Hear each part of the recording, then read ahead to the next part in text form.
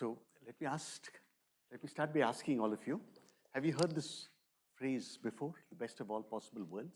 Okay, in what context have you heard it? Like in one of the storytelling words. Okay. Like I want to have the best of all the possible worlds. Okay, so I'm going to tell you stories to start this thing off. And the story I'm going to tell you is about this phrase, the best of all possible worlds.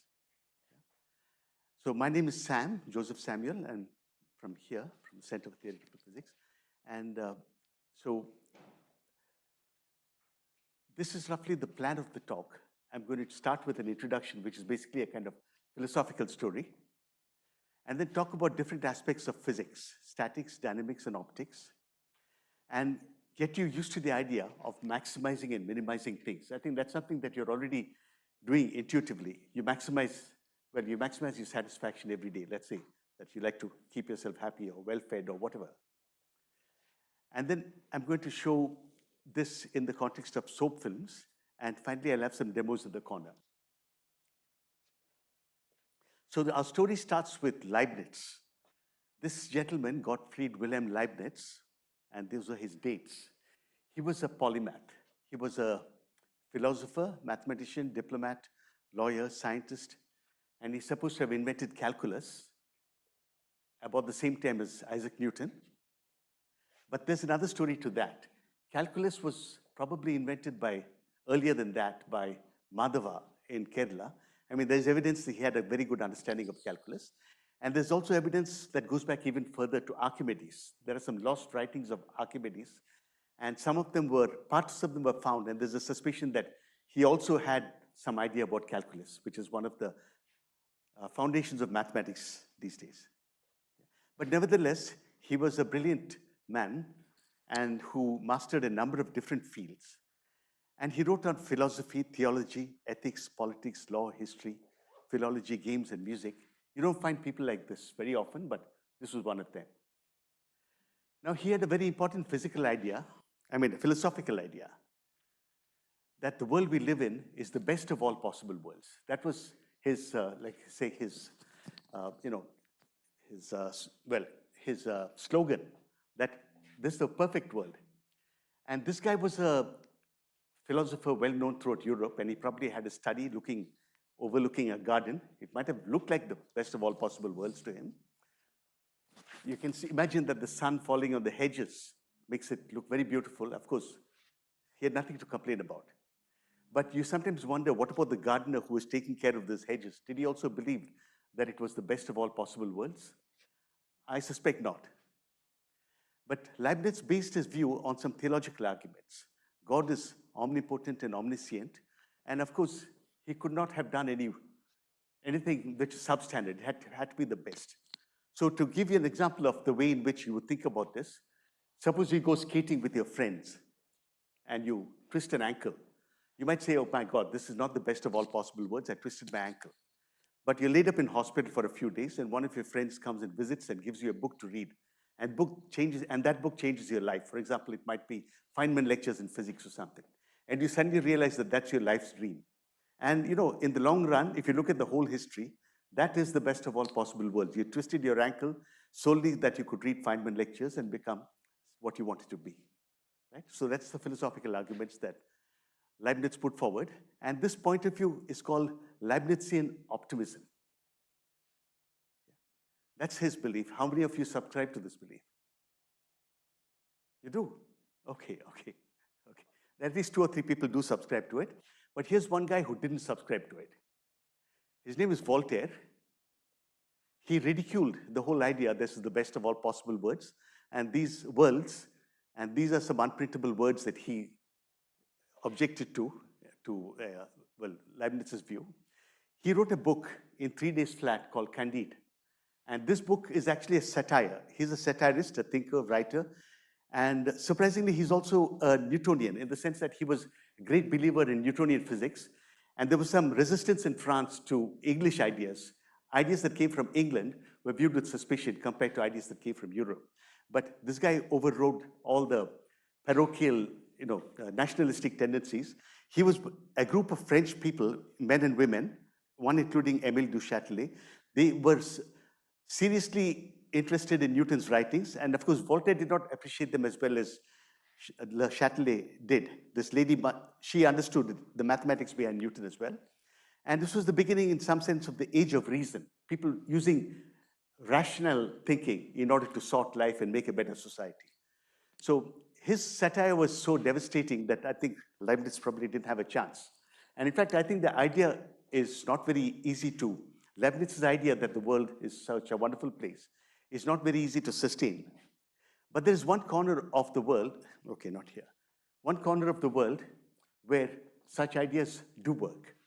And that idea, that corner is physics. There is a sense in which all the physical laws can be described as optimization. So that's what I'm going to talk about today. So let's forget about philosophy and get back to physics.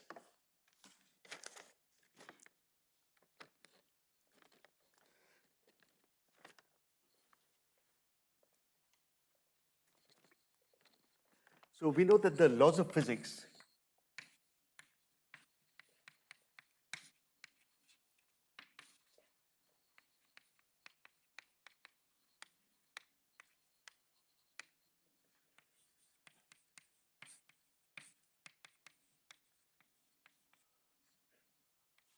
I'm going to say the world, by which I mean the following. If you look at the solar system, for example, after Newton's discoveries of gravitation, it was possible to predict eclipses for a long time. So we have laws of physics that are a set of differential equations usually, and they tell, given the present, they tell you everything that's going to happen in the future. Now, what is surprising is that the laws of physics can be expressed as an optimization principle.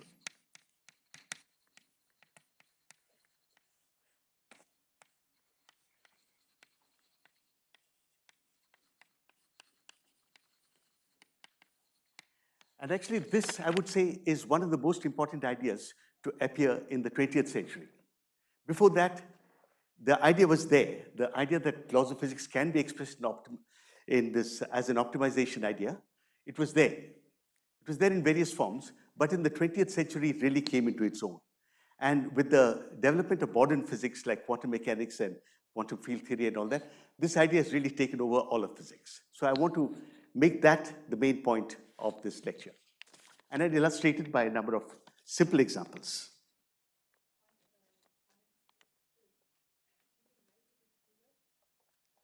Right bigger. Oh, okay.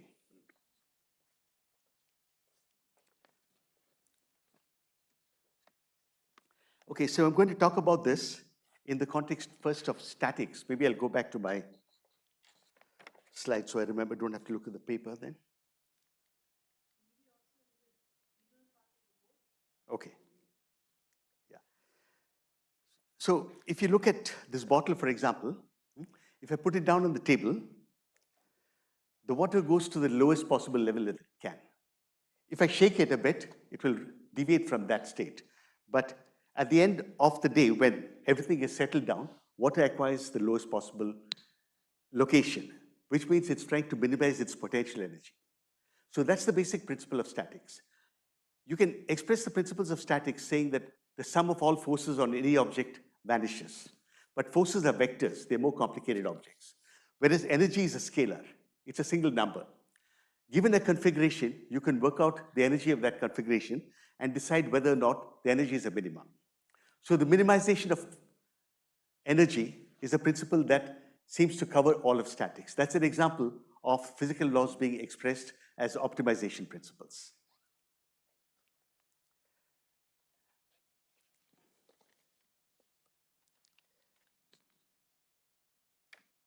And the other example is that if you take a ball on a hill and you let it fall wherever it does, it will keep rolling until it reaches the bottom of the lowest possible point, and it'll stay there.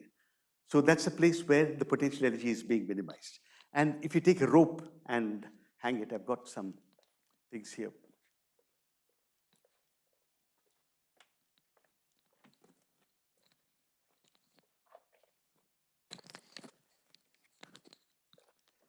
This is actually an exercise band. It's not quite a rope, but if I take this rope and I hang it like this, the final configuration that it acquires after settling down is, does anybody know the name of the curve?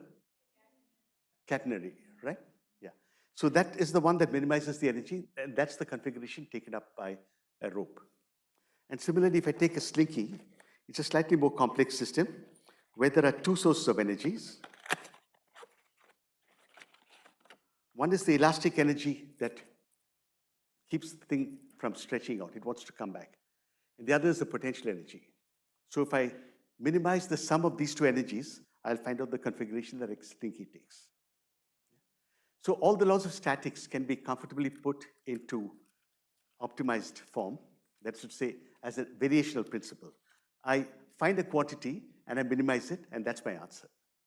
Yeah? So the fact that we can express laws of physics in this very simple form is an important idea, and the main idea that I want to put across today.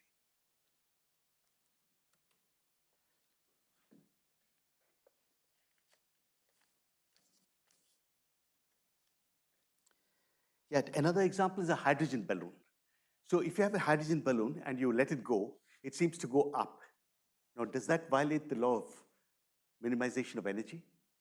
Okay, I'd like to ask somebody from Maria Coopert Mayer. Do you think a hydrogen balloon violates the principle of minimizing energy? No? Why?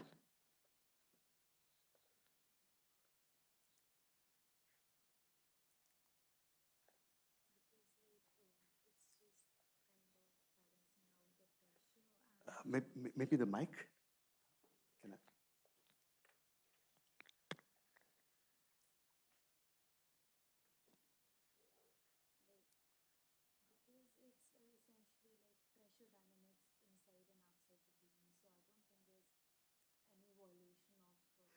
But when the balloon goes up, its potential energy is increasing. Is that not a violation? That okay, overall includes what else? Okay, but kinetic energy is zero when it goes up. It's called kinetic energy, right? So let's just take the potential energy and minimize it. That's what we want to do in statics. So why does it go up instead of coming down? That's right. Good. It's lighter, and then when it goes up, what comes down?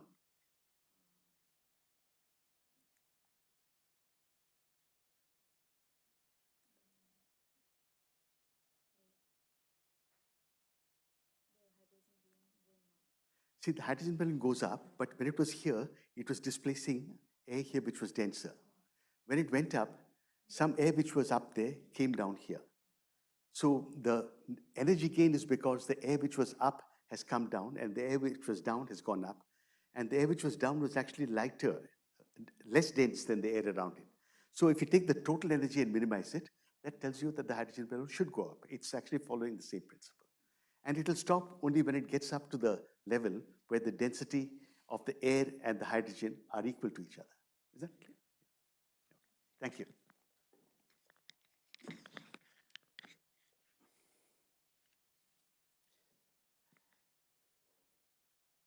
Okay, now let's get to dynamics. That was statics. So I'm going to write big now.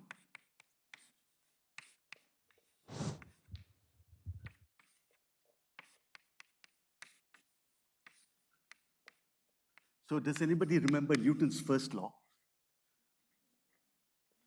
Yeah, okay, let me ask a particular group. Kamala Soni. Newton's first law.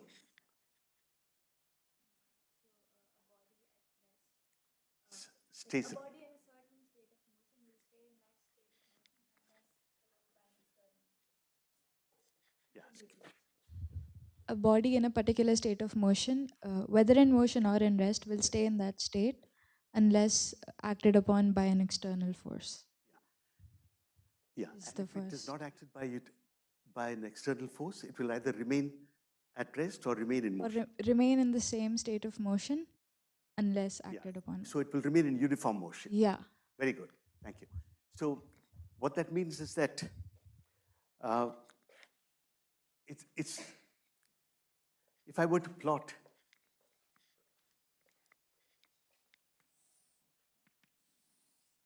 position of that body as a function of time. If it's at rest, it will remain at rest. And if it's in motion, it will remain in motion. So what you see here is all straight lines. Yeah? Now, straight lines have a property which is optimal. So what is that property? So let me ask someone from there. I don't know the Barbara McClintock. Just what property of straight lines satisfies straight lines I'm claiming satisfy some optimization principle.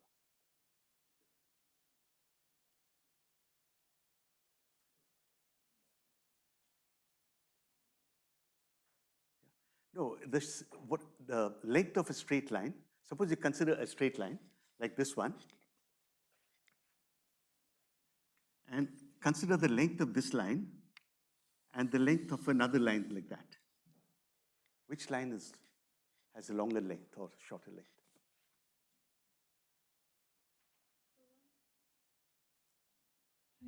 Yeah, tell.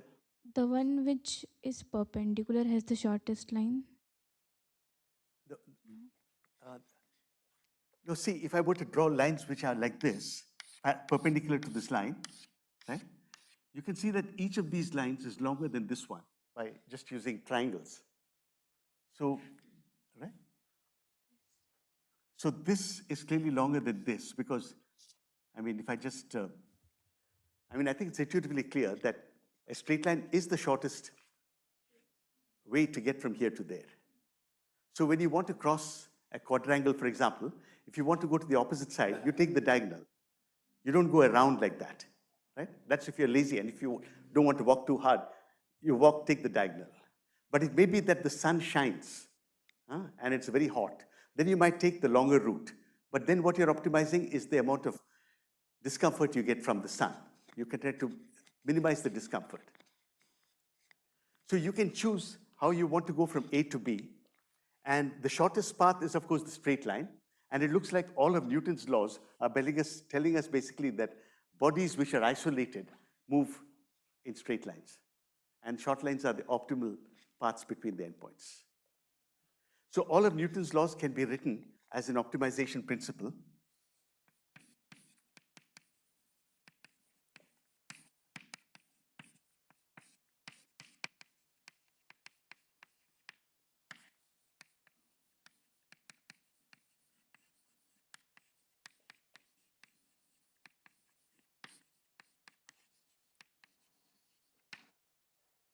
Yeah? So now we can forget about expressing the laws as differential equations and express the laws of physics as something or the other is maximized or minimized or extremized in some cases.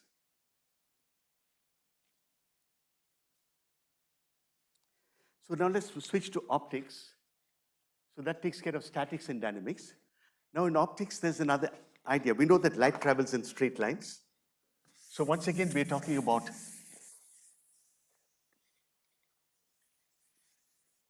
this property of a straight line, that in getting from A to B, light could have taken any path. It could have gone along any of these paths from A to B, but the actual path that it takes is a straight line, the one that minimizes the distance between the endpoints. So that's the way we're going to formulate all variational principles. Given one state of the system and a future state, the states in between are such as to extremize some quantity. The variation should vanish.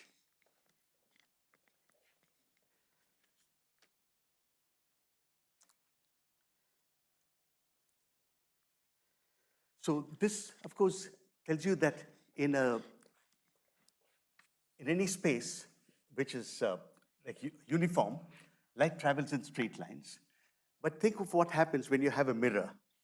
Suppose there's a mirror here, and you want light to go from A to B. This is A, and this is B. If I were to take a piece of paper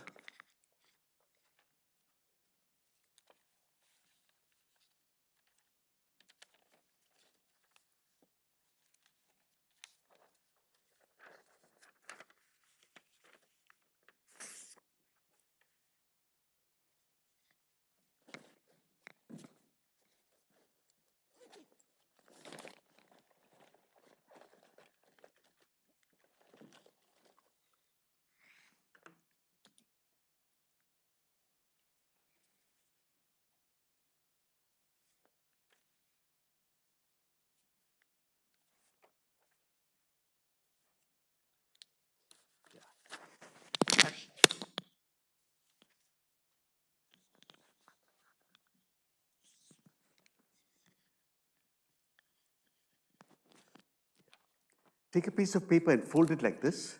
I want to know the best way to get from A to B while touching the fold.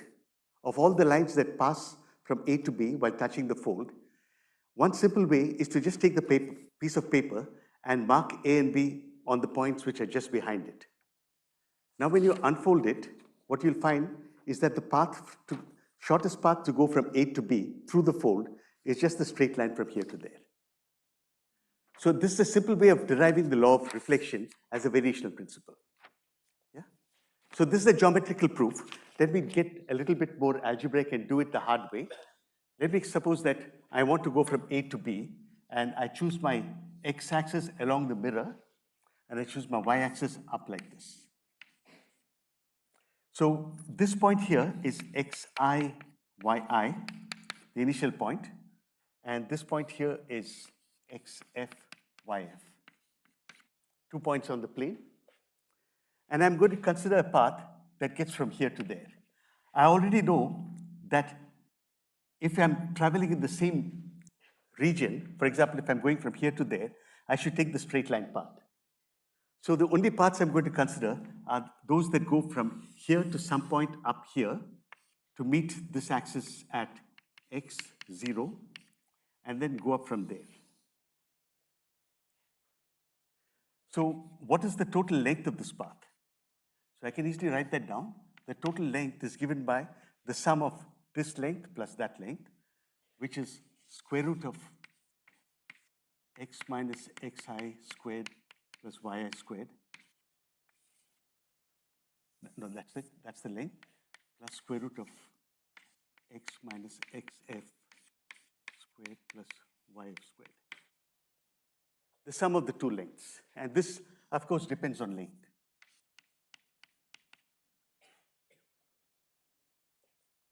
Now, if I want to find out the path that goes from here to there in the shortest length, I have to differentiate this function, dl by dx, and put it equal to 0. So when I do that, this tells me that x minus xi whole squared, sorry, x minus xi times 2 upon square root of x minus xi whole squared plus yi squared is plus twice of x minus xf upon square root of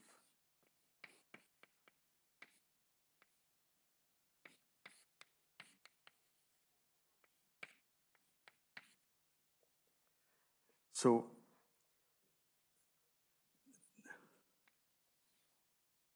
this quantity must be equal to 0. Right? When I differentiate it, I must find that this is equal to 0. But now it's very easy to figure out what that angle is. Suppose we draw a normal here, and this is theta I, and this is theta f, or the reflected angle. If I draw a perpendicular from here down here, I'll find from elementary geometry that this angle is theta I. And what you see, I can cancel the 2 from here. This is equal to 0. What you're seeing here is that this distance divided by this distance, which is the sine of theta I, that's on the left-hand side here, is equal to, this is theta f, sine of theta f, because x minus xi is this distance, and this denominator is this distance. X minus xf, that is, I can write it as minus of xf minus x. That is now this distance divided by this distance in the denominator. So sine of theta I is equal to sine of theta f, which means that theta I is equal to theta f. Is that clear? So in reflection from a mirror, you can see that the path taken, the actual path taken is the smallest, is the shortest path that goes from A to B while touching the mirror. So this was actually discovered by Heron of Alexandria.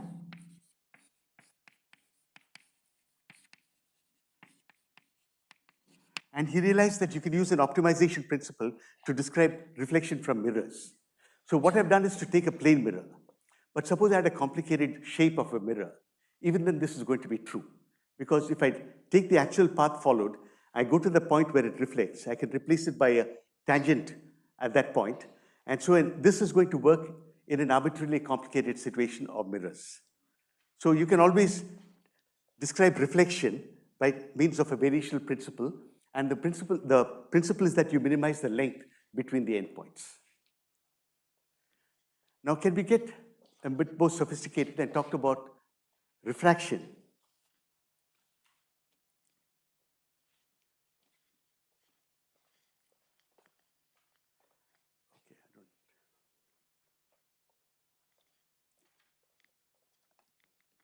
So let me do the same calculation again. And now we have to rely on somebody called Fermat, 16th or 17th century, to describe optics. If you have a medium which is not homogeneous, for example, if you have air and glass or air and water, light bends. It doesn't travel in straight lines anymore. So can I find a principle that tells me how light behaves in a medium which is inhomogeneous? So what Fermat said is that light takes the path of least time. So we're getting more sophisticated. In a homogeneous medium, if the speed of light is finite, the least time is also the least distance. But now we can talk about inhomogeneous media, and I can repeat the same calculation. All I have to do now is to think of, let's say that this is glass, and this is air, and I want to go from A to B, where now this is xi and yi, and I'm trying to look at all the paths that go from here to there. I know that within each medium, light travels in straight lines, but the only point of contention is where will it make the transition from one medium to the other. If I do exactly the same calculation, I'll have to replace the length here by the time. And the time is given by the distance multiplied by the refractive index. And here also I'll write the refractive index of the medium. There are two different media with different refractive indices. Now if I compute the derivative of the time and put it equal to 0, what I find is that this term gets multiplied by n1 and this term gets multiplied by n2. As a result, what you find is n1 sine theta 1 is equal to n2 sine theta 2. So the laws of reflection, propagation, and refraction are all captured within an optimization principle, Fermat's principle, and it's a principle of least time. And it turns out that this principle is valid not just in everyday, ordinary optics, but also in general relativity, there's a version that works. So it's a principle with a huge amount of power. So any questions? I'll pause before.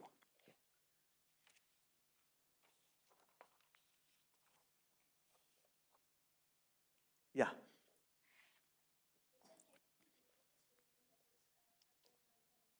Yeah. So Fermat said that if I'm talking about propagation of light in a uniform medium or in a medium where there are mirrors, I can use the principle of least distance between the endpoints.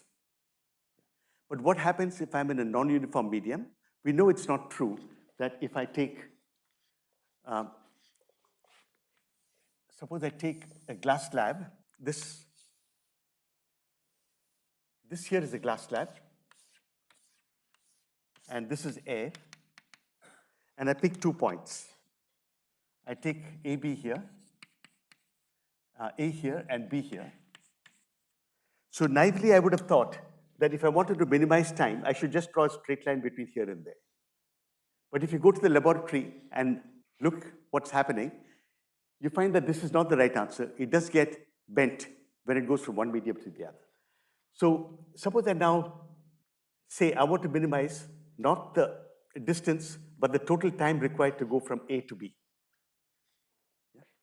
So light travels slower in glass than in air. So it's clear that I would like to minimize the time I spend in this medium.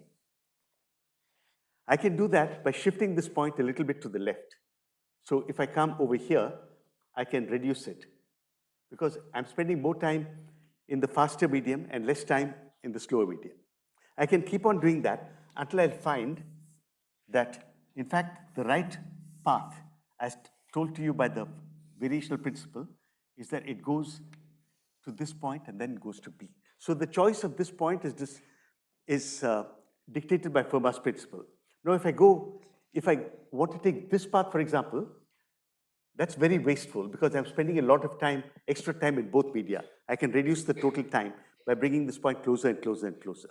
But it will not reach the point where you go along a straight line because we already know that that is not optimal. So this is a rather remarkable fact about optics. All the laws of ray optics can be captured here. But it's not just the laws of optics. The electromagnetic field, for example, its description also can be described by an optimization principle, which is more sophisticated than Fermat. And I'm just giving Fermat as an example of optimizing. Okay, now let's talk about optimization in general. Suppose you want to go from some 2 points in Bangalore.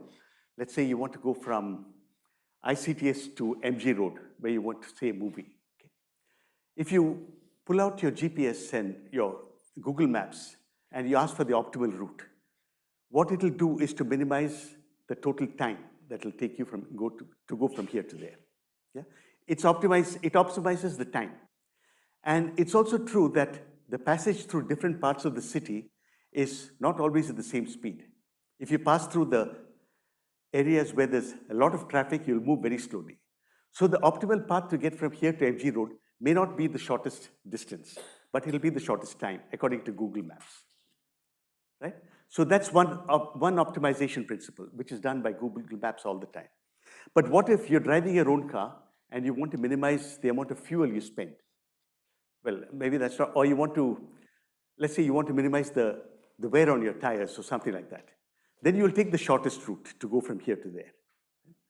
And suppose you want to balance the two. You want to have some combination of the time and the distance and optimize that. That's also possible. All these will give you different routes. And these are all, in our language, they would all be different laws of physics. Each route is actually a prediction about what will happen from it going from A to B. So now let's talk about another idea, which is about maximization when you have constraints.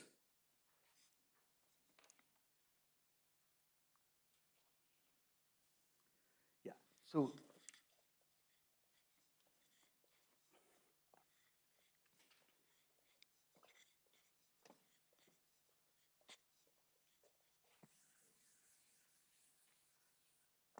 suppose I have a function f of x, which I want to maximize.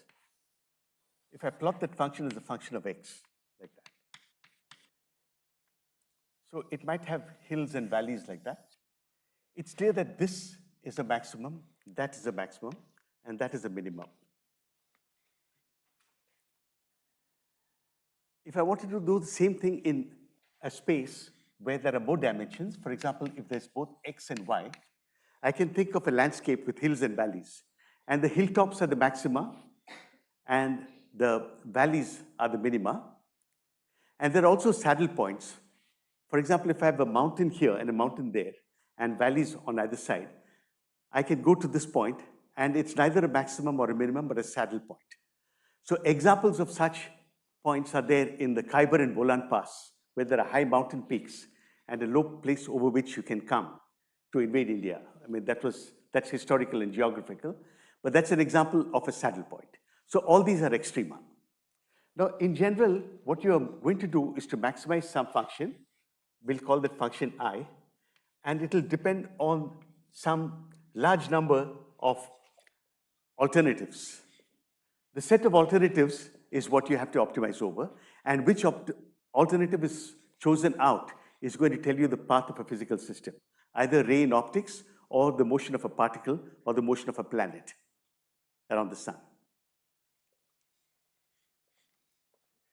Now, what happens when you want to maximize something, but subject to a constraint?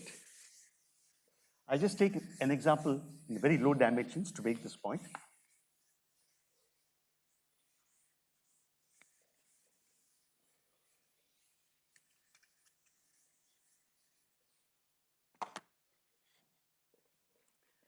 Suppose I have a function f of x and y. So this may be the function I want to maximize. Right? But I also have a constraint. There is another function g of x and y, which I want to keep constant.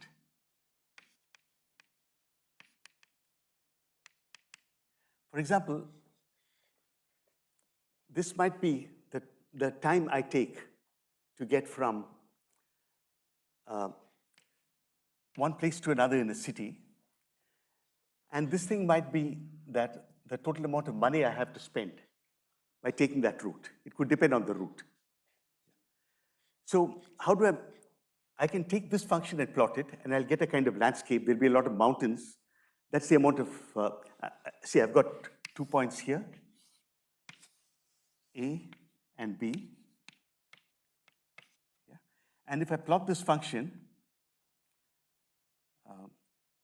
no, sorry, this is not what I wanted to do. I want to just find the maximum of this function. And if I plot the lines of constant f, it might look like this. These are all lines of constant f, let's say. Yeah. And I know that the maxima are here, and there might be a saddle point somewhere else. And, yeah. Now, suppose I cannot really explore all of x and y, but I have to restrict myself to an other space where g is constant, to a subspace. For example, I might say I have to be on this line, or I might say I have to be on this line. So if you work within the line, this point is not allowed. You have to optimize with respect to finding a point somewhere which is on the white line, but still has a maximum. How do you solve such a problem? And the answer is due to Lagrange. What you do is, normally you would say, I want df over dx, or, I mean, if I make a change in x and y, I want the delta f equal to 0 if there was no constraint. But Lagrange says what you have to do is to say delta f is equal to some constant lambda times delta g. Under this condition, you've maximized f subject to the constraint that g vanishes. So it's very easy to see why. Suppose you plot the contour lines of g, which may not be straight lines. Suppose they look like that. If you are here, you can obviously keep g constant by flowing along the white line and going to a different value of f. So I can go to this point, then f will increase and g staying the same. Whereas at a point over here, the gradient of f, the line of constant f and the line of constant g are parallel to each other. That means that if you wanted to increase f, you will have to also increase g. Whereas you're constrained, you're not allowed to constrain g. So solving this problem gives you the answer to the constraint variational problem. Has everyone seen this before, or has anyone seen this before? Okay, so that's the method of Lagrange multipliers. We're going to use that now. Maybe I'll pause again for some questions in case that is not clear.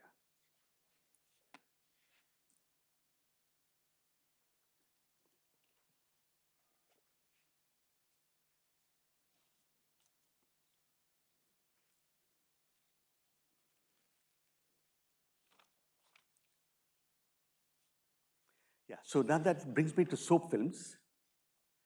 Soap films also satisfy an optimization principle, and that is they like to keep their area as small as possible. So if I take suppose I take a dewdrop on a leaf. If I look at a dewdrop on a leaf, it looks roughly round. The bigger drops will look slightly flattened like this, and the smaller drops will look more round. So why is that?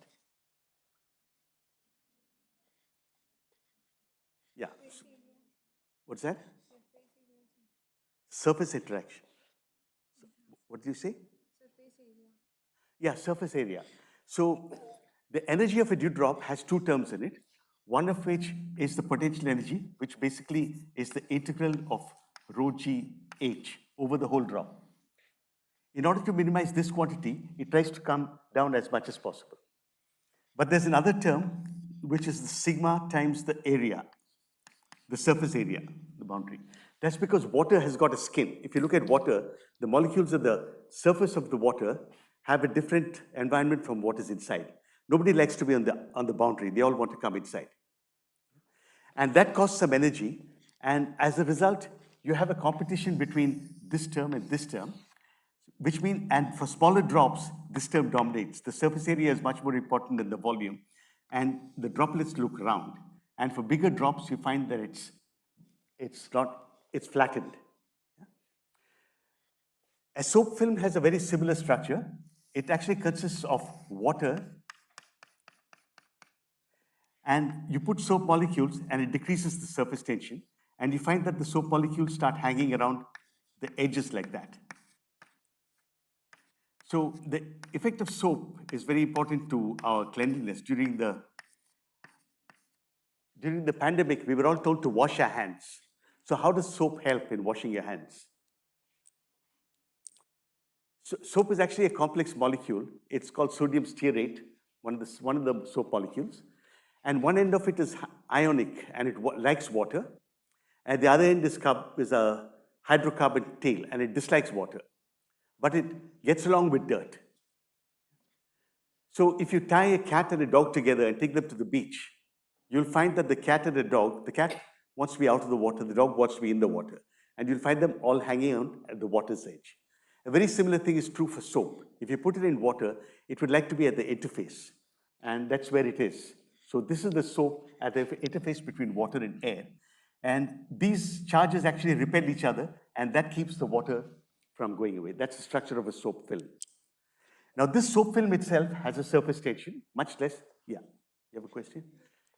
The surface tension is much less than that of the air-water interface, and this soap helps to reduce that energy by staying at the interface. So what I will do now is to show you that there are some interesting physics problems coming from soap films.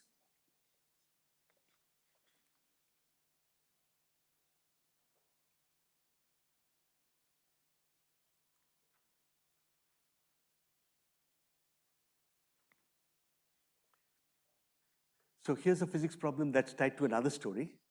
This is a story of Queen Dido. So she was a queen who lived in a city of Tyre, which is still there in existence in the Mediterranean coast. And what happened to her is that she was a princess in this kingdom. And then her brother, as often happens in royal families, her brother assassinated their father, and she had to leave because she was next in line, for the assassination, not for the throne. So she had to leave. She collected what jewels she could. By the way, don't be too disturbed by the story. It routinely happens in well-regulated royal families too. So in Nepal, there was a kind of assassination, I think, some years back. So she had to leave with some whatever treasure she could carry with her.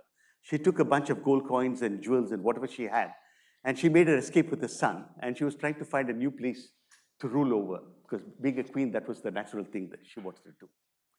So she wandered around the Mediterranean, came to a place which is now in Tunisia, and there was a local king, and she offered to exchange, to buy some land from him. So she offered to buy as much land as could be covered by an ox hide. So the king there thought it was a good deal, and she said, okay. He said, you can take this much land in exchange for the treasure. So she handed over the treasure, and then what she did was that the ox hide, this is the story that I'm talking about. This is a ox hide which she cut into tiny strips. And by joining all these strips, she managed to generate a huge length.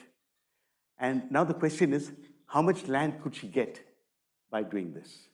Because in those days, they didn't know about atoms. You can make the ox hide infinitely thin, and you can encircle a huge region. And that's what she did. So she managed to trick the king into giving her a wide swath of land. So the question now is, what shape should she take the land in? For example, if she stretches it along the coast, suppose the coastline is over here. She takes the oxide, which is of very long length, and stretches it along the coast like this. She'll get no land at all. But she could, for example, leave the coast aside, start from here, and do some curve like that. What she wants to do is to maximize the area with the perimeter being fixed. So what's the curve that maximizes the area with a fixed perimeter? That's the question we have. It's called Diderot's problem. A circle. So why would you say it's a circle?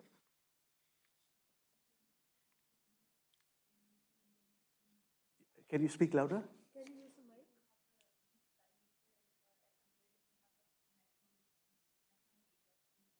Yeah, the curve which maximizes the area for a fixed perimeter is the circle. So that's called the isoperimetric theorem.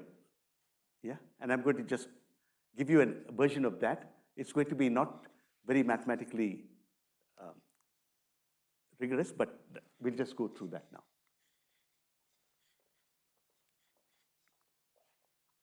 So first, let's take a simpler problem.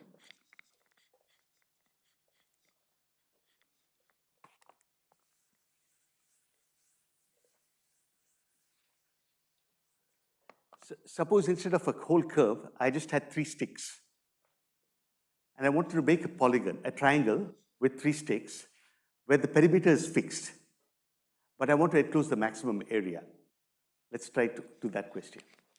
So I have 3 sticks here. It's clear that if I take 1 stick like this, 1 stick like that, and 1 stick like that, where the sum of all these is fixed, I'll get very little area here.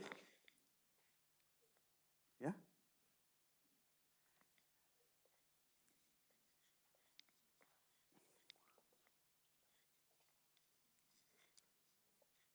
Now, if you look at this method of Lagrange, you'll notice there's complete symmetry between these 2 quantities.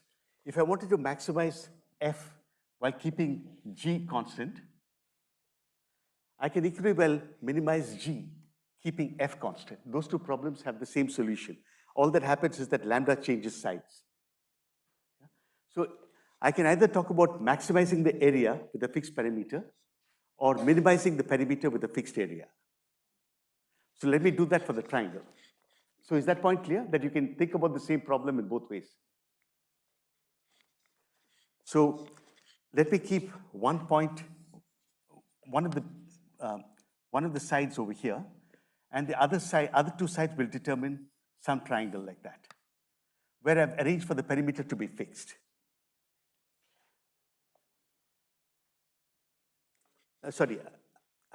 Yeah, this is the perimeter. Now, I want to keep the area fixed.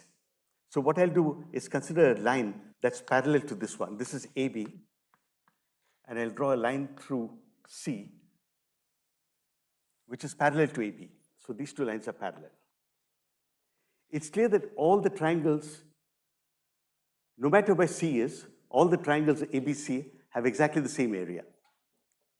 But now I have to minimize the perimeter of this triangle, right? So which point C on this line will minimize the perimeter?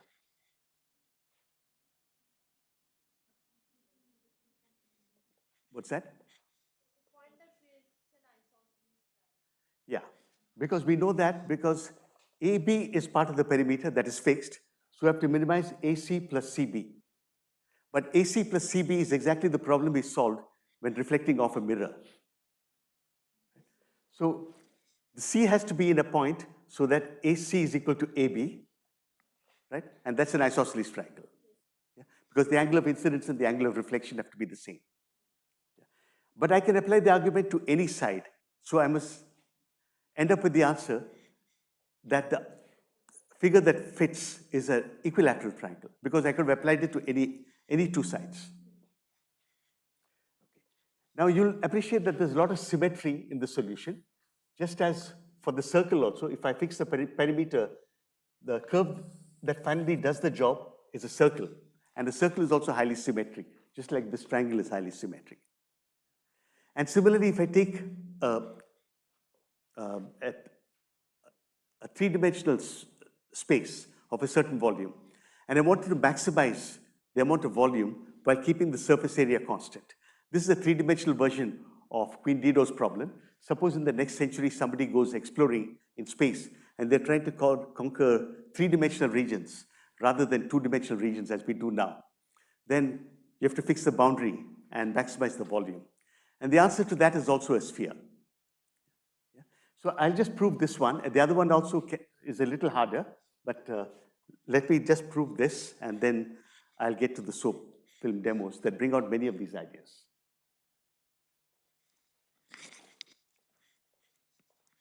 So is it clear what I'm trying to prove?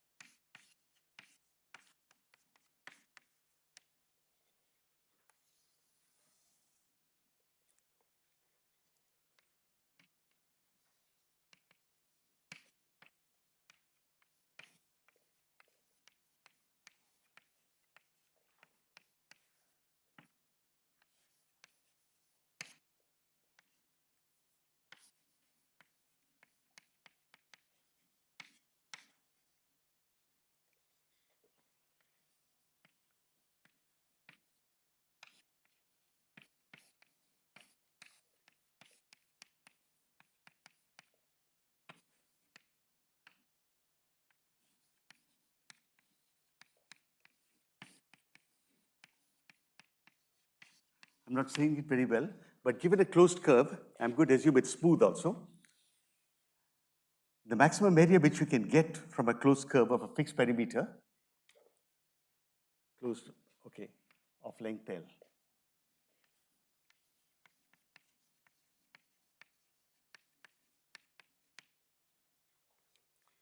That you cannot do better than a circle when you want to maximize the area inside. So how we going to prove this? It's quite easy to prove it at a low level of rigor. If you want to do it very rigorously, it's much harder. For example, there are people who will even dispute that when you draw a curve in the plane, that the curve actually divides the plane into two parts, an inside and an outside. So all those things we'll just assume. That if I draw a curve in the plane, it'll just, I can talk about the inside and the outside. Okay, here, let's take this curve. It's described by arc length S. If I give you x of s and y of s, that describes a curve. It starts from here, and then it goes like that, let's say. So s is measured, we'll smooth it out here. So what we want is that the curve is of length L, and x of s plus L is equal to x of s, and similarly, y of s plus L is equal to y of s. So given a curve, I can define its tangent vector as dx over ds and dy over ds.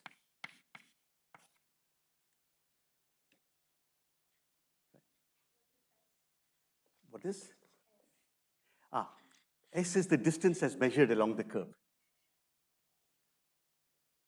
You take the curve and you mark, let's suppose the curve is made of a rope, and you mark points on the rope with a measuring tape. S is that parameter.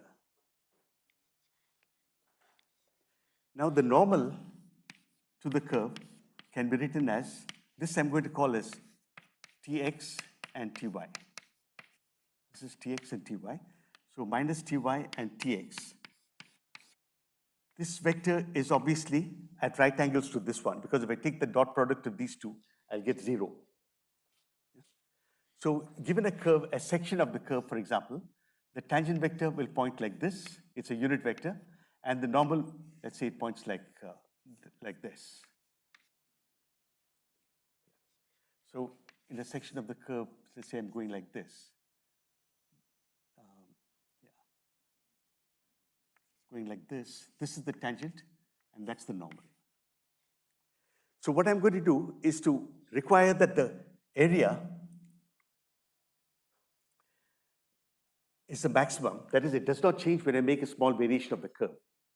Now, given a curve, I can vary it in two different ways. I can push it along itself, but that's not such a good thing to do. It won't change the curve. It will only change the parameter S. Or I can push it normal to itself. So consider this variation, delta of x is equal to epsilon, which depends on S, times the normal, and delta of y is equal to epsilon of S times the normal. So in other words, I'm moving the curve in the direction of the normal.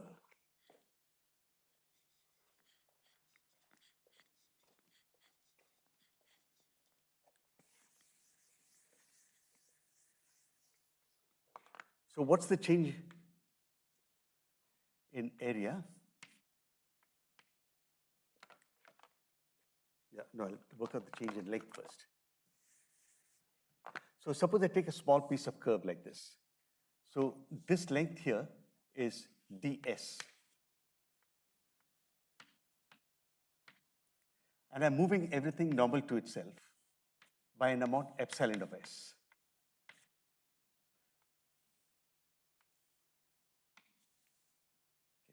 Now, if I take a straight piece of the curve and I move it normal to itself, the length does not change, right? But if I take a curved piece, this length is ds, and if I recall this angle is d theta, then ds is equal to r times d theta, where r is the radius from here to here. But if I look at this larger radius, that's going to have the radius of r plus epsilon of s. And this length here will be r plus epsilon of s times d theta. If I take the difference of these two, I'll find that the change in length is equal to epsilon of s times d theta, which I can write as epsilon of s divided by r times ds.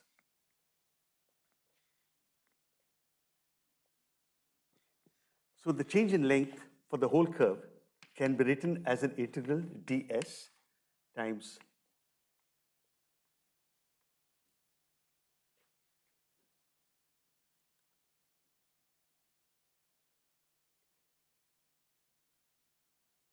sorry, I did ds. No, I already put that r in there.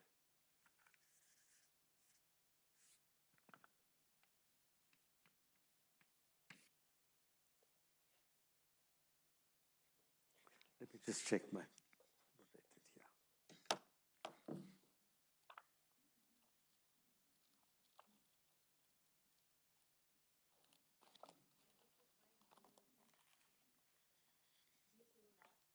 Yeah, yeah.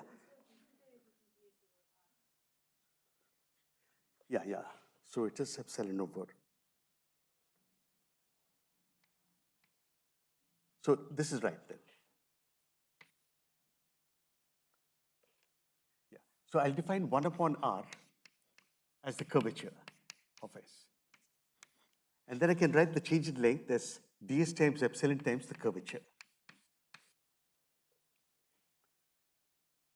And the area, of course, is just the average of these.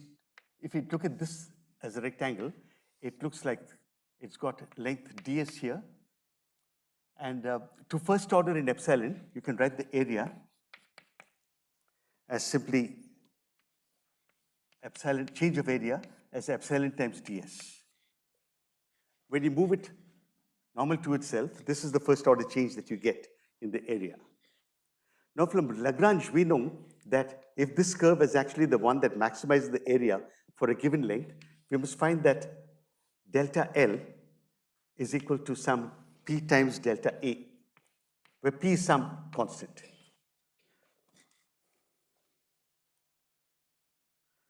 So if these two are going to be equal to each other for all S, we must have K of S equal to a constant. And the curve which has got uniform curvature is simply a circle. There are many ways of seeing that, but one simple way is to write down the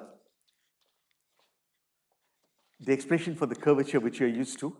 You have probably seen this expression for the curvature, y double prime upon 1 plus y prime squared to the power of 3 over 2. And if you look at the curves which have got constant curvature, you find that it's a circle. So that proves the isoperimetric inequality in a very loose way for circles in the plane. Now, when you come to the other problem of having surfaces in space, like in a soap bubble, what happens there is that you now have two tangents. In the curve, we had only one tangent, but now there are two tangents. But you could take the two tangents normal to each other, orthogonal to each other within the plane, and take their cross product, that will go out of the plane. So the cross product will give you the normal. Once again, when you displace the curve normal to the surface normal to itself, you find that the area changes to a slight extent. And you also find that the length, the volume will change. Both those things will happen. When you do the corresponding thing, you find exactly that, once again, the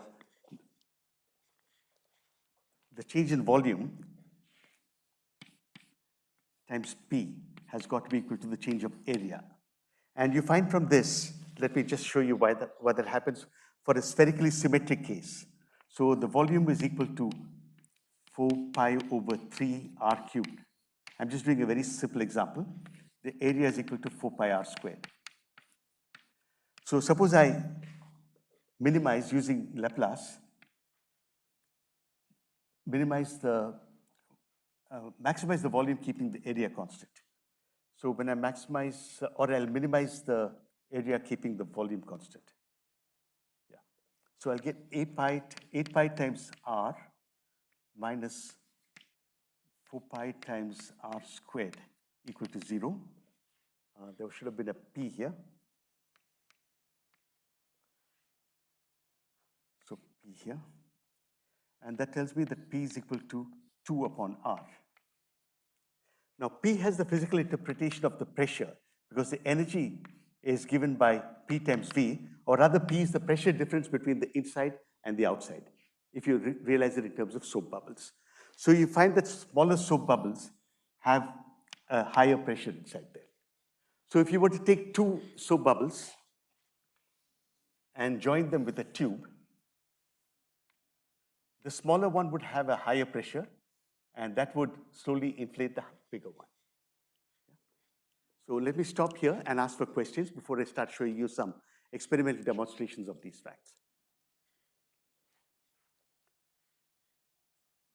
Yeah. So, like,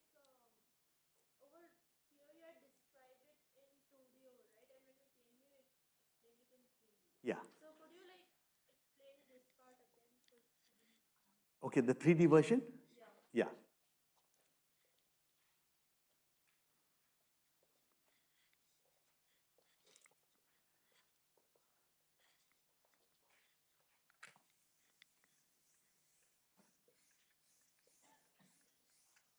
Okay, so let me just take some physical objects like bottles and all that.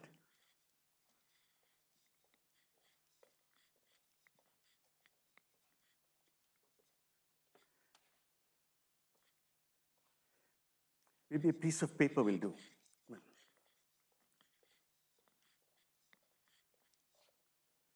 So if I take a piece of paper like this one, a small piece of any surface is going to be flat like this piece of paper, right? We can think of it like that. So there are two directions which are tangential to the paper, this one and that one. I can choose them orthogonal to each other. Yeah. Take their cross product, it will point out. Yeah. Okay, so that defines the normal everywhere. So the idea is that given a surface, I can move it along its normal. Yes. Okay. So inside the surface, the two directions will suffer an expansion or contraction depending on whether the normal is on, yeah, right? Yeah.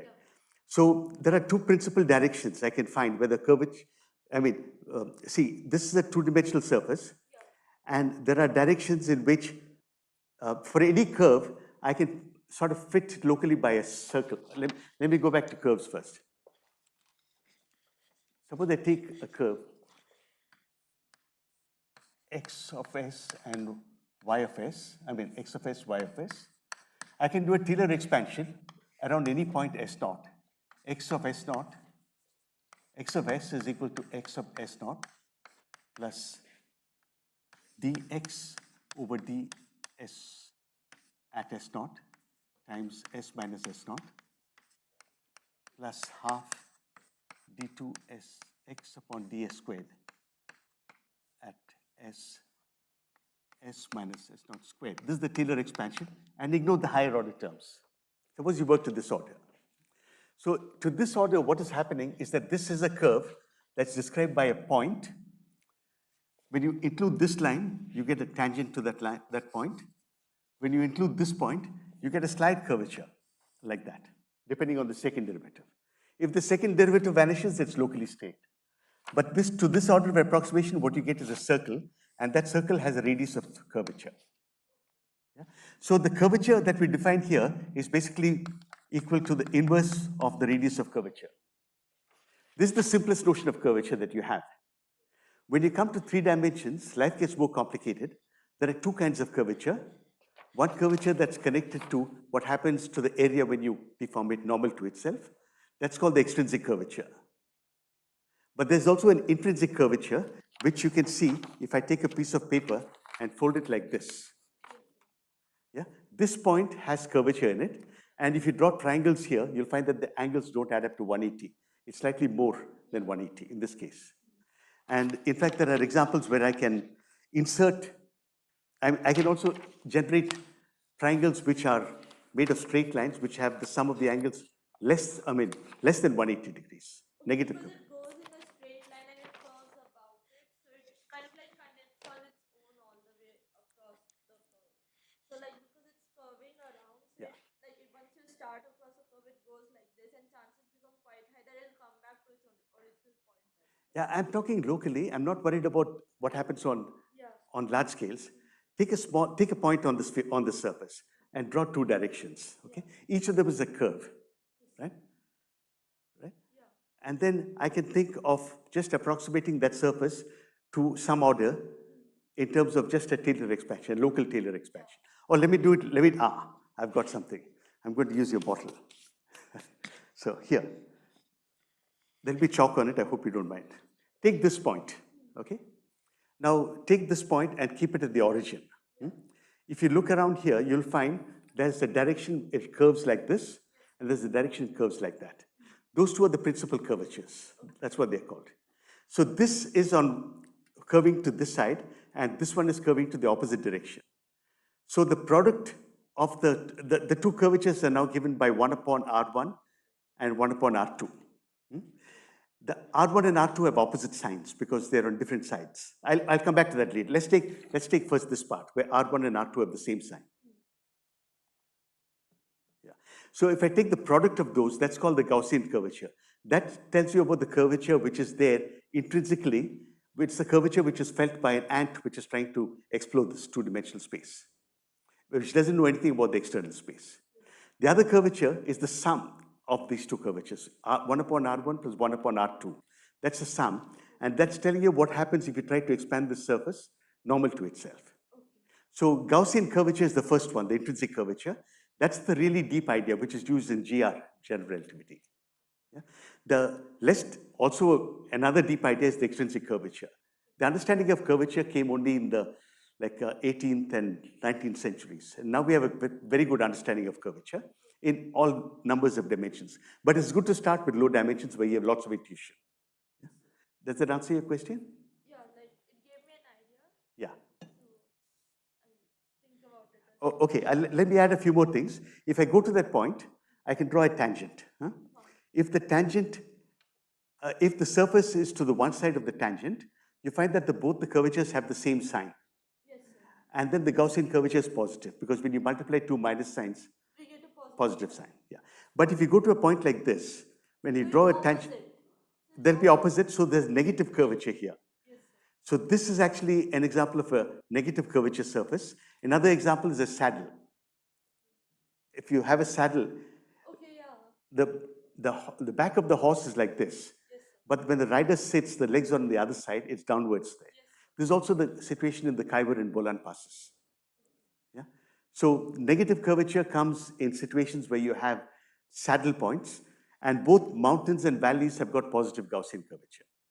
So we'll see some examples with the bubbles. Okay, any other questions? Okay. Yeah.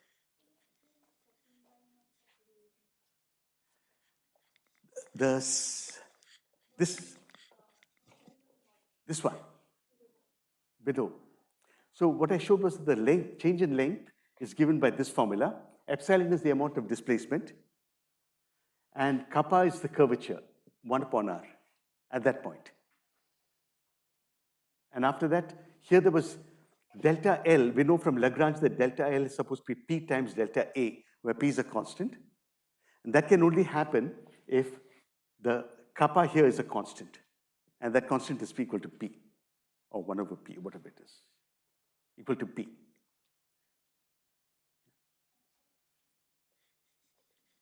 Yeah.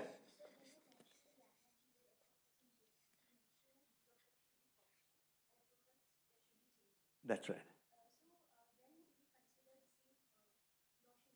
Yeah. Yeah, yeah.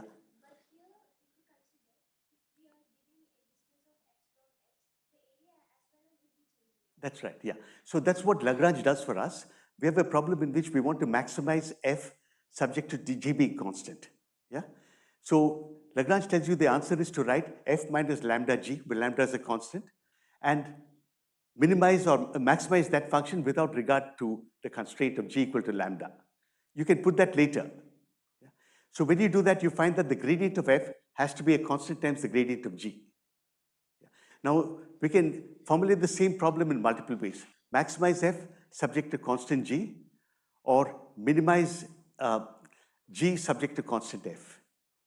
So here what we're doing is to let both f and g vary, that is L and A vary, but require that the variation, the delta L is a constant times delta A. And that's what gives us the answer to this problem. Yeah? By the way, there are a number of very beautiful proofs of the isoperimetric inequality, and many of them are extremely geometrical. I thought I'll present a simple one where you can do some calculations and see things for yourself. Okay, now I have to switch to the soap film business. Give me a moment while I think I have to do something biblical. You know, in the Bible, there's a guy called Pontius Pilate who washed his hands. So I have to do that before I move to the soap. Because the chalk dust will ruin the soap solution.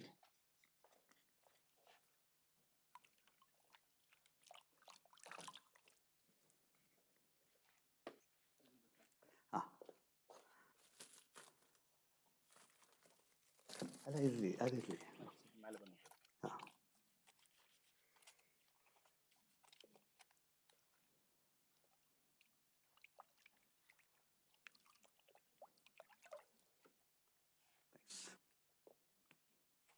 ಪರವಾಗಿಲ್ಲ.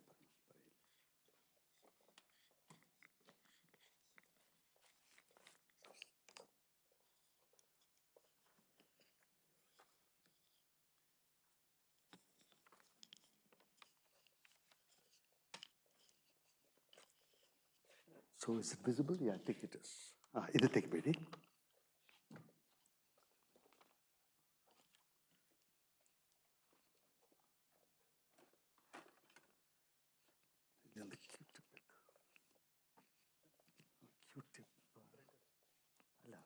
ಅಲ್ಲ ಅದಲ್ಲ ಓದ್ಬಿಟ್ಟು.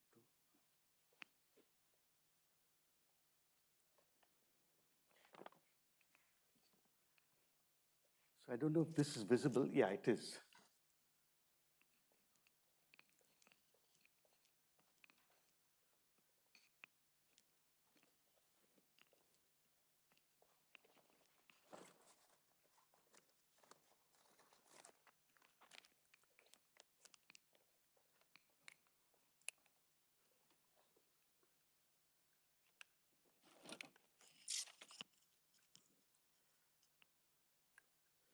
So I'll put some water here.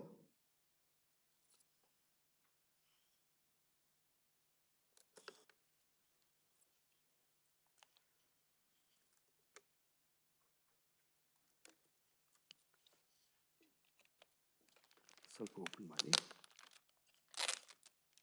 And I'm looking for something light.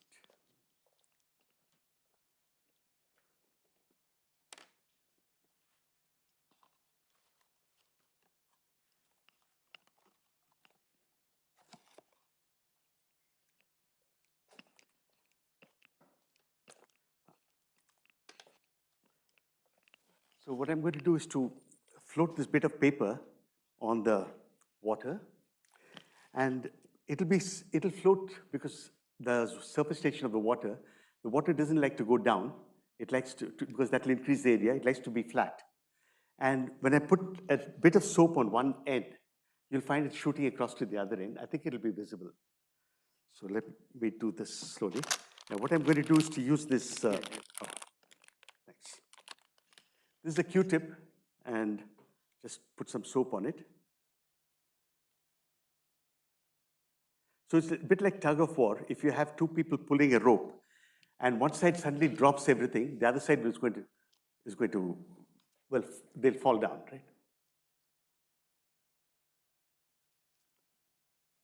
Okay, that's floating. You saw that? Yeah. So that's the effect of surface tension, which you might have seen before. So let me just show you some other demos with the soap film.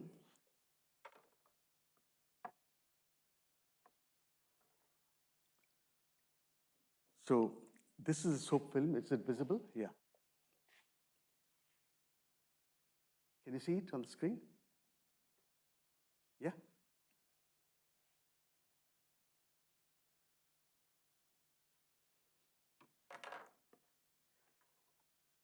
So if you look at the waves which are rippling around on this, you'll occasionally see colors. Those colors are due to some diffraction effects. I don't know if the colors are visible there, but I can see them over here.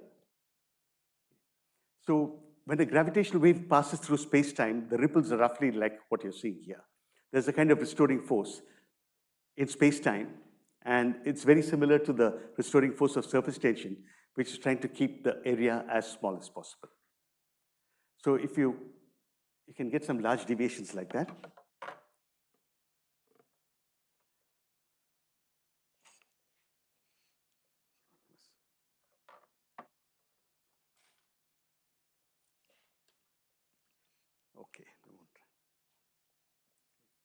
Okay.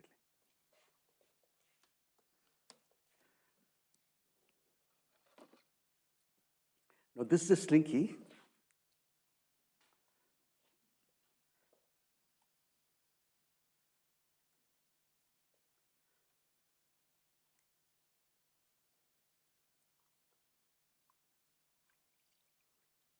And you can see that there's a film that is formed. Yeah. So this is a kind of it's a surface called a surface which has got a minimal area or an extremal area is called a minimal surface. And this is an example of a minimal surface which is bounded by the slinky. So I'll show you what happens when you, you know, straw ಇಲ್ಲ ನಾನು ಥರ ಮಾಡ್ತೀನಿ ಇಲ್ಲ ಪರವಾಗಿಲ್ಲ.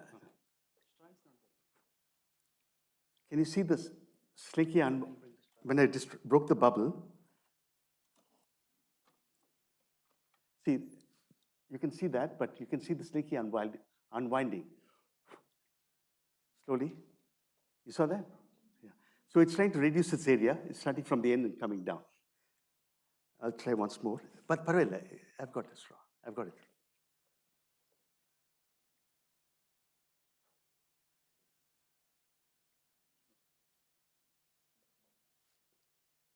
Yeah, so there's one demo.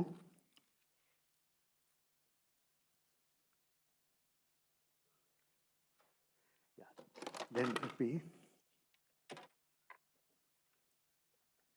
Yeah, this is the wireframe, which is not quite as strong as the other one. But the advantage is that now I can distort it and produce, this is a surface of negative curvature. Can you see that it's curving in one way in one direction, and not in the other. Now, all minimal surfaces have the property that their extrinsic curvature is 0. So the two curvatures have to have opposite sign, because kappa 1 and kappa 2 have to have opposite sign. So that means R1 and R2 also have to have opposite sign.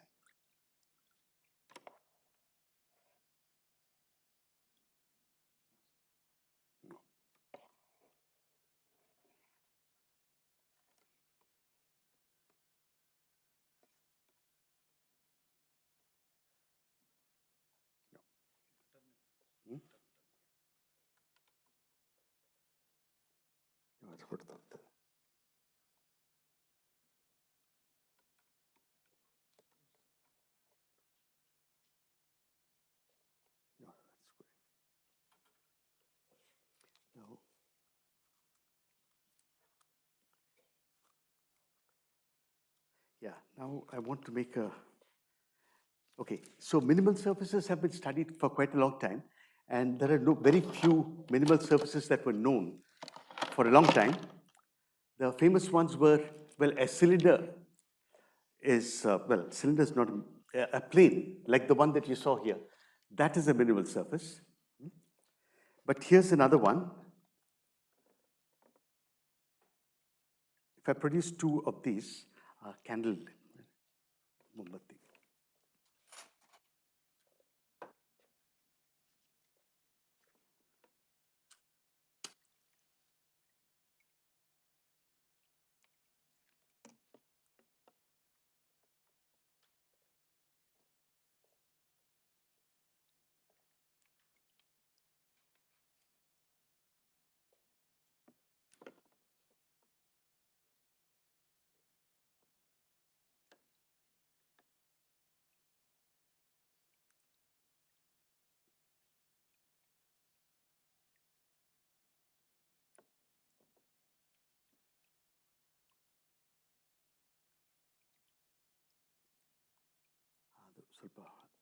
So, Ali, centrally. Yeah. So this thing now is a minimal surface, and when I take it further and further apart, it starts getting thinner in the middle. So this is called a catenoid. It's the same shape as a catenary, the one that you're used to. Yeah? So this was one of the known minimal surfaces in the, well, in the early days. Another one is the helicoid, which I'll try to get from the slinky.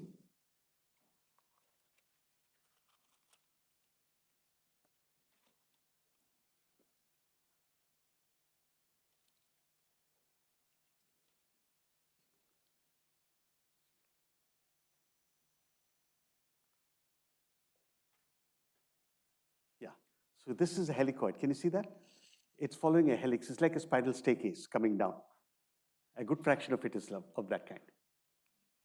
I don't know if the soap is visible there, maybe at the right angle. Can you see the soap now? Yeah. So this is another one of the classical minimal surfaces. And they're all solutions to optimization problems, namely, how do you minimize the area of fixing the boundary?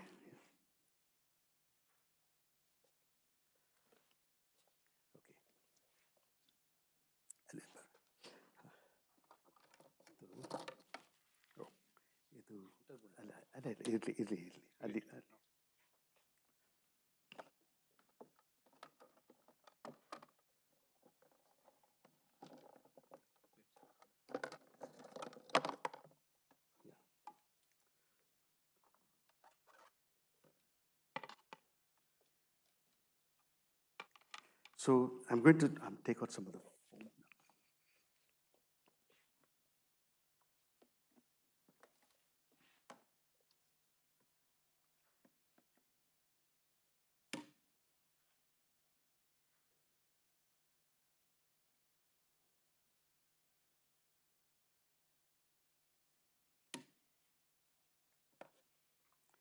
Yeah. So I've got this thing which has got two pillars in it. And I'm going to show you that the soap film, whose thickness in the third dimension is fixed, follows a straight line, just like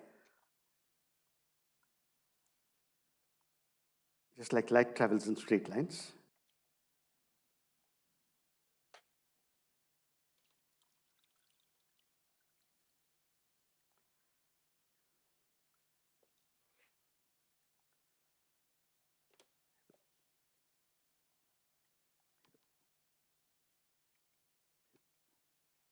Yeah. Now, if I hold it up like this, I don't know if you can see it. Can you see that there's a, okay, these are not showing up very well. If I keep it like this, can you see it? That there is a straight line connecting the two pillars? Yeah? It's visible, is it? Okay. Another thing one can do is that, you know, if you had to connect three cities by means of the shortest road, suppose there are three cities A, B, and C, like Ahmedabad, Bangalore, and Calcutta. And if you had to connect on a plane, and you have to connect them by the shortest road surface, you find that the answer can be done by an argument very similar to this one. Maybe I'll come back to that if there are questions, but the answer is that they have to meet at a Y. The road junction should be a Y with an angle of 120 degrees. So I'll try to show that here if it works. Yeah. ಇದು cut ಮಾಡಿ. ಇದು.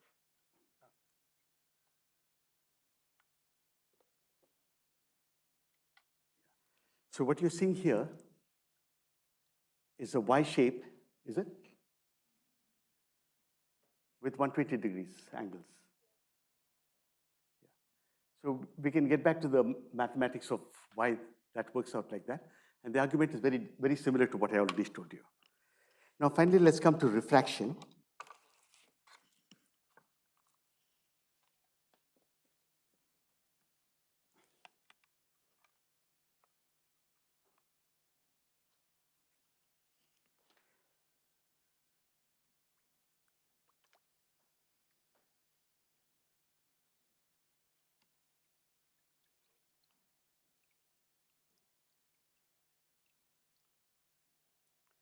ಇದು.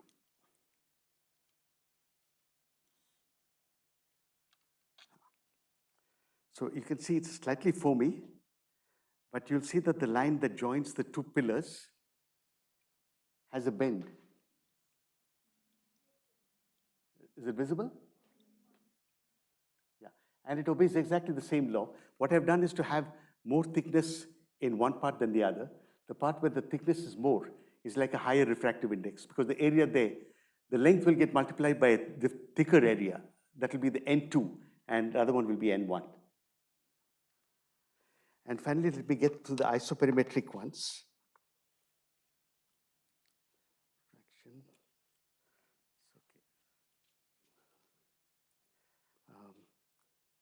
Okay.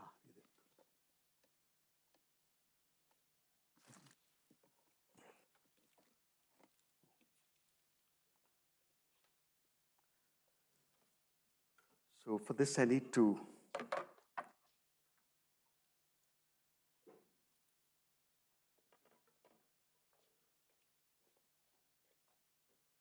no, it's okay, I can manage.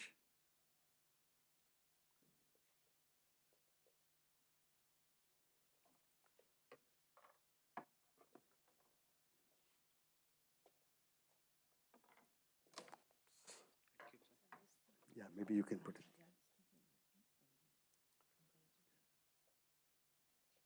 Just rest it here. No, only a little bit. Yeah, that's enough.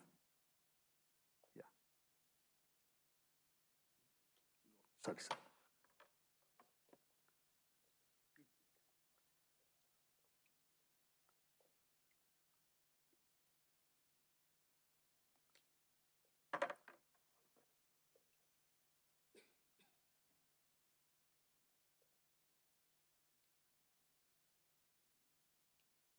No, we'll take the smaller one. I'll do it. I'll do it.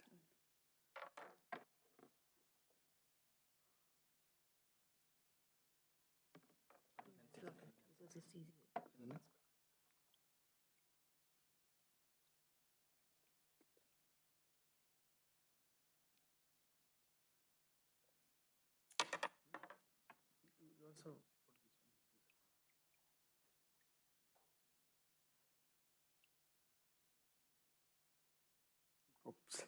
Okay. No, we have to do this. Hmm? We just have to be trying ultimately. Yeah. So Well, let me I'll try. think Let me try. this one. Okay.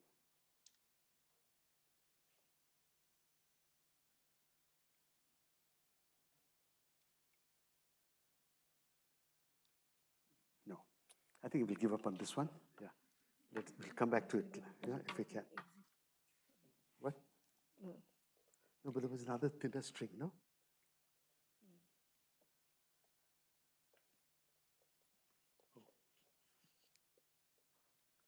Okay, never mind that. I'll just try this was the 2D version of the isoperimetric problem. If you press the center, it would become a circle. Huh?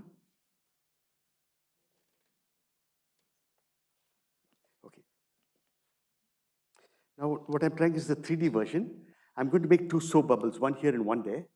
And we went through the calculation that the smaller bubble has got more pressure. So what you'll find is that when I blow two bubbles, one of the bubbles will be slightly smaller than the other, and it'll inflate the bigger bubble, and then finally you'll have only one big bubble and no small bubble.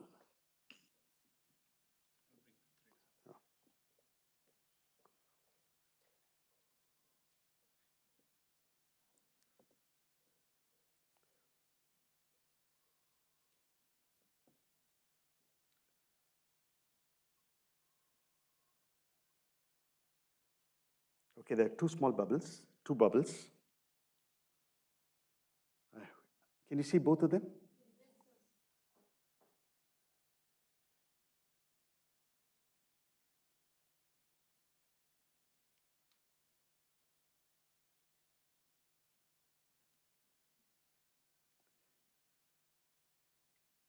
Okay, there's only one bubble now, right?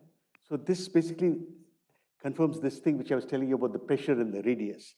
And now what's happened to the other, what's happened to the end of the second tube where there was a bubble? There's a very small bubble just to, like, which contains the minimum energy. But it's there. It's there. And what's its radius? It will be the radius of the calculated. No, it's the radius of the large bubble. So that the pressure matches, the radius of the thing which was here is a small piece, as if the sphere over here has a hole in it, which is being completed by this one. So together they form one sphere. Because if I have two spheres, it's a waste of surface energy. Yes, right. Yeah. You put them together, you get one sphere. And the fact that two spheres prefer to be one sphere rather than two spheres is reflected also in black holes. If you have two black holes, each black hole has got an entropy. And then in the evolution, two black holes will merge and form a bigger black hole. So because of entropy increase. It's very similar to this thing about the two bubbles. So with some luck, I think I've crossed my time. So we'll just try for a few. Yeah, we'll try this one more time. Maybe you hold, I'll hold this and you could put the.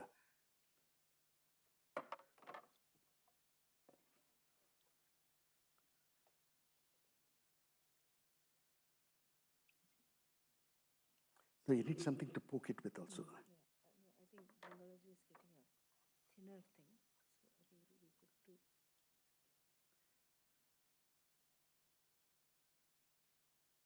Just leave it.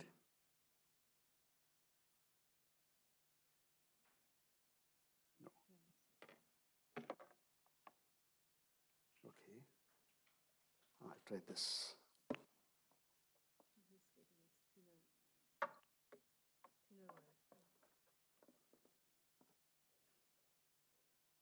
Actually, this is also a lesson in experimental science. It needs a lot of patience. Yeah, in the best of all possible worlds, yeah, this would have worked right away. So yeah, you cannot give up that easily.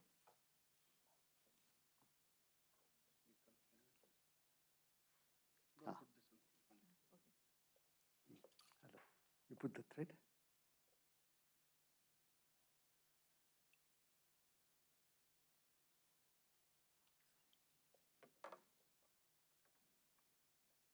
This is getting heavier.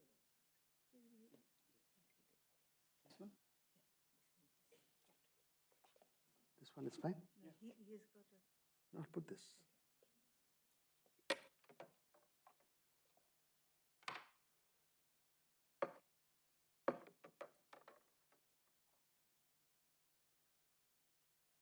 Nope. I think it has to be soaked.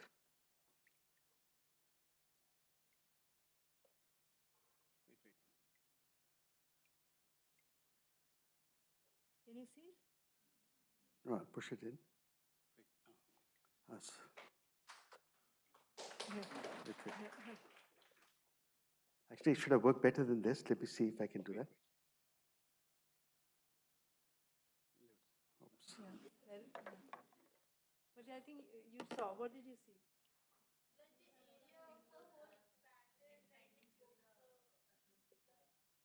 And what was the shape? Yeah, so, So that fits in with what you expect, right? okay, let me, yeah. So that's basically it. I think I'll quit for the day. Yeah. Thank you.